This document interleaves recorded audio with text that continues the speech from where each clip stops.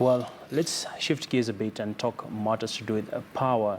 Well, as you know, Lamu County is a county that is going to have one of the largest coal plants in the region. And this coal plant has already begun generating a lot of discussions around, did it follow the right environmental impact assessment? And will this particular plant ensure that there is conservation in that particular county? Joining me right now are two gentlemen who are from the Natural Justice and Save Lamu initiative. We have with us this afternoon Shalom Ndiku, who is on my extreme end. He is the project manager for Natural Justice. Welcome.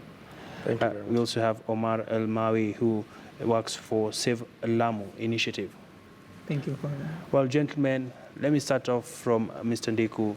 What are your what's your general assessment whether this Lamu coal plant that will be generating close to 900 megawatts of power, is it the right project for that region, and will it ensure this environmental conservation? I think when we consider this project, again, there are four things to think about, even beyond whether it's something that will benefit the locals. There are concerns in terms of whether the energy demands for this project in the form that it is are there. The other question is whether the law has been followed, and we believe that the law has not been adhered to fully. And Kenya has good laws to that extent. Yeah.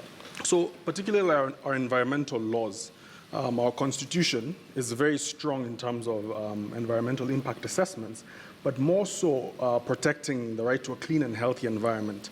And below that, there are other laws that make sure certain procedures must take place to try and hold government to account, to ensure that the air that we breathe is fresh, the water that we drink is clean. And a project like this, which globally you have countries moving away from, becomes concerning. Just this week in Marrakesh, the COP climate change meeting is taking place. Yeah. And the commitment from Paris last year was to reduce emissions, to cut emissions, and to ensure that an increase in degrees of about 1.5 or 2 doesn't take place. Yeah. When the world is moving away from coal, Kenya is moving towards coal. And we still need to better some of these laws, but the laws that we have are good. And Omar can elaborate more on this, on how, for example, public participation was questionable in how it took place. The EIA report had numerous gaps, and these gaps were not considered before granting the company responsible for the project with a license. And even in terms of energy, I mean, we don't need this. We have other options that we can use. That's your standpoint. That's our standpoint in terms of all these issues. All right. Yeah. And let me bring in Omar. What are your views about this project? Of course, it is built to boost Kenya's energy needs.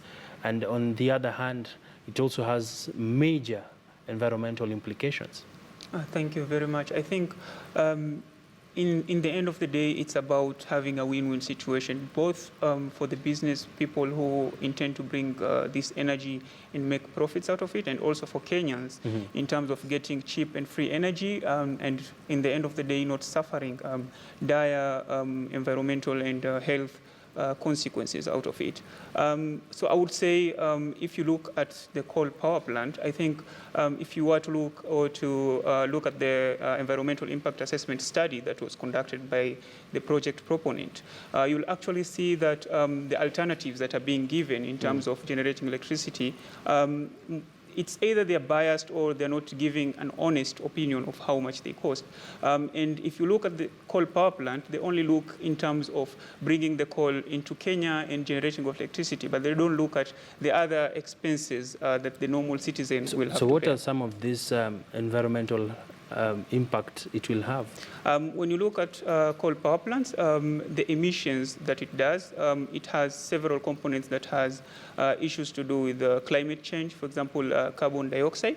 If you look at sulfur dioxide, it has had its own records in terms of acid rain and all these other bad environmental effects. And also Lamu being at a place that is very ecological sensitive, and it being a World Heritage Site, if you were to look at some of the other areas that have had coal power plants, especially if you go back to Bangladesh, a place called the Sundarban, they actually had a coal power plant, and it actually now UNESCO went ahead to actually say Sundarban is one of the heritage sites that actually it's one of the areas that are challenged in terms of losing it. So did you, from where you sit, what would you want to be changed really? Because the project is already underway, the contractor is on site.